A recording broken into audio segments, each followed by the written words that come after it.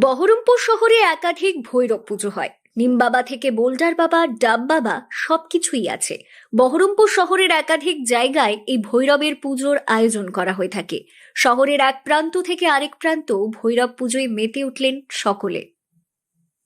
বহরমপুর শহরের প্রাচীন খাগড়ার ভৈরব, যা শুরু হয়েছিল আনুমানিক প্রায় 150 বছর আগে, কিন্তু বাবার পুজোর আদি স্থান এখানে নয়, কোনো অন্য স্থানে এক নলখাগড়ার বনেই ছিল বাবার আরাধনা ক্ষেত্র।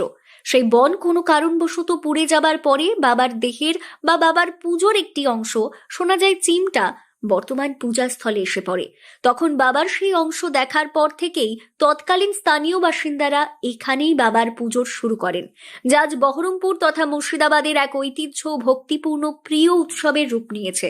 এই একটা পুজো যা আমাদের ঠাকুমা দাদুরাও বলতে পারেনি যে কবে থেকে এটা শুরু হয়েছে। মানে এতই মাহাত্ম্য। এবার শুধুমাত্র আমাদের শুধু বহরমপুর নয়, গোটা মুর্শিদাবাদ এর উন্মাদনা এবং বাইরে থেকেও বহু ভক্তবৃন্দ এখানে আসেন। ভৈরবের পুজো দিতে ভিড় জমান বহু সাধারণ মানুষ। প্রায় 20 ফুট হয়তো বা তারও বেশি উচ্চতার এই বাবা ভৈরবের পুজো দিতে আসেন স্থানীয় ছাড়াও বহু দূর দূরান্তের ভক্তনার্থী।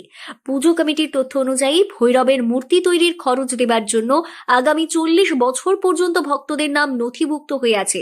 এর থেকেই বোঝা যায় বাবা ভৈরবের জনপ্রিয়তা।